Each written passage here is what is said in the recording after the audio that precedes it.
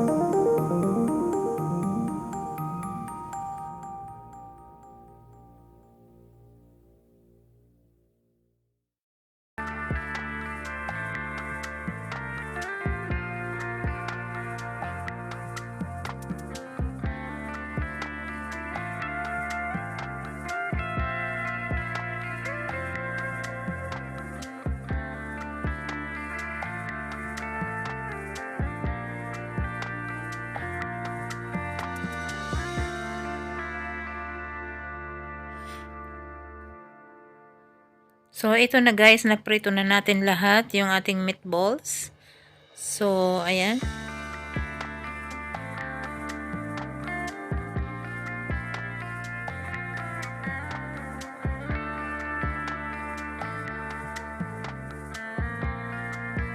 Dito naman guys, ito na yung ating pinrepare na onion na hiniwa-hiwa natin. Ayan, kailangan marami ng onion, masarap yan guys. At itong tomato natin guys, inilaga ko siya ng konting oras para matanggal ko yung pinakabalat niya. At hihiwain ko din yan ng maliliit.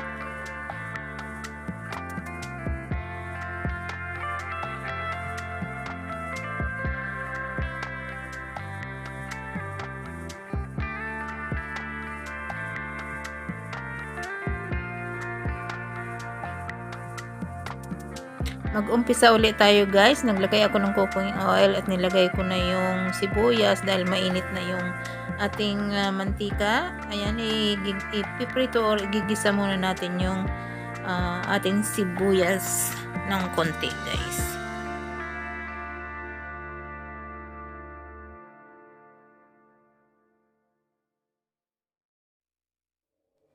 So ito guys, okay na yan, sibuyas na yan. Medyo luto na ng konti.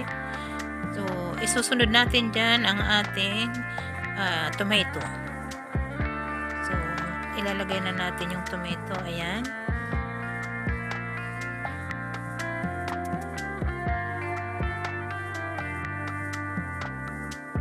So, ayan guys. Niluluto muna natin yung tomato dyan sa, kasama ng sibuyas. Para pag medyo luto na yan, isusunod na natin ay ilagay ang ating tomato paste.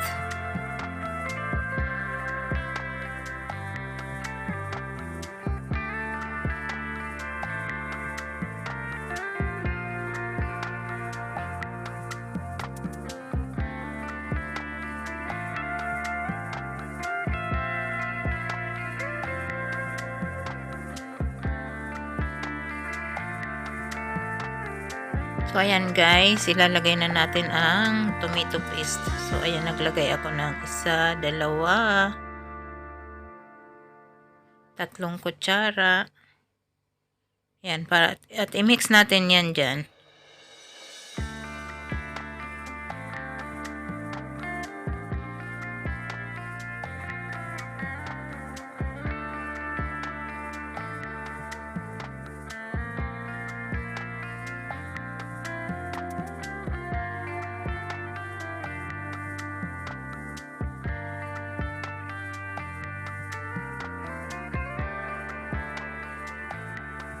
So, ayan guys, mix na siya at medyo luto na rin siya ng konti.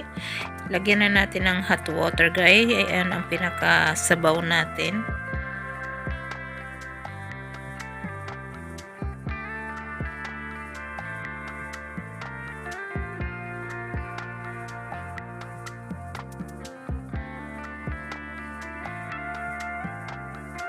Tapos, ayan, hayaan natin kumulo yung ating sabaw.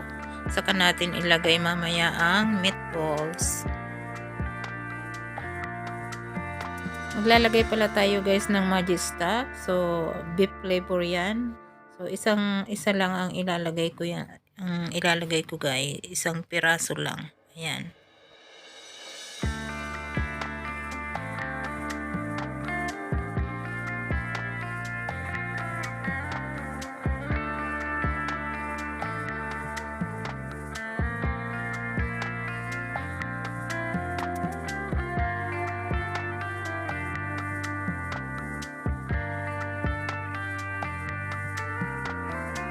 Tunawin lang natin yan dyan sa sabaw. Matutunaw naman yan dyan kasi kumukulo yung sabaw guys. And then optional lang naman yan guys kung gusto nyo ng mas lumasang karning baka, kaya may Maggi stock beef flavor akong dinagdag. At dahil kumulo na rin yan guys, ay yan, ilalagay na natin yung ating piniritong meatballs. Ayan guys. And then, saka hayaan natin kumulo para mas maluto pa yung meatballs.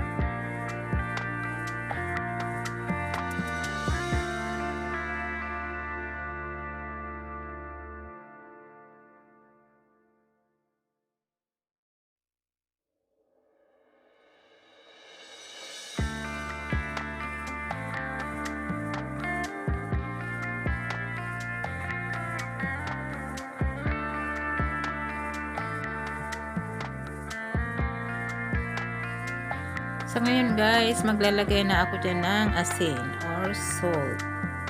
Yan na, para matimplahan na natin ang tamang lasa. Kasi yung magic guys, dagdag alat na rin yun. So, kailangan natin malaman kung konti ba ang lalagay natin o marami pa. Ayan, lalagyan din natin ng black pepper powder, paminta.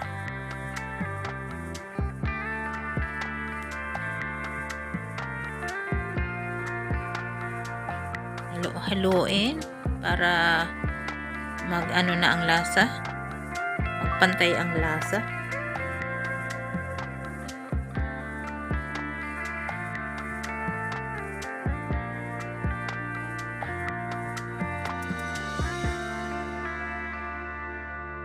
Ayan, hayaan natin siyang maluto pa dyan. Tikman natin ang sabaw kung okay na ang panglasa sa ating panglasa guys.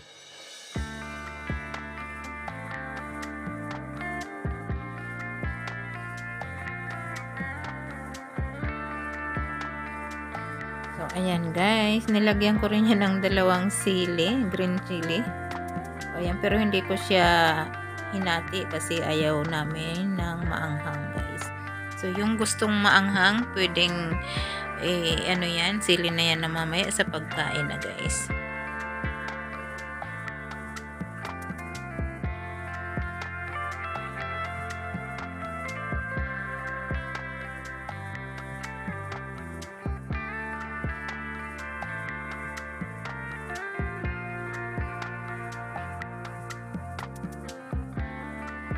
Yan, pinakulo pa natin yan ng pinakulo guys para talagang lutong-luto yung ating meatballs. Ayan na guys, okay na siya, tapos na siya at nailagay ko na rin sa bandehado. So ayan na ang finished product guys, ready to serve. Thank you so much and maraming salamat. See you next video. Bye!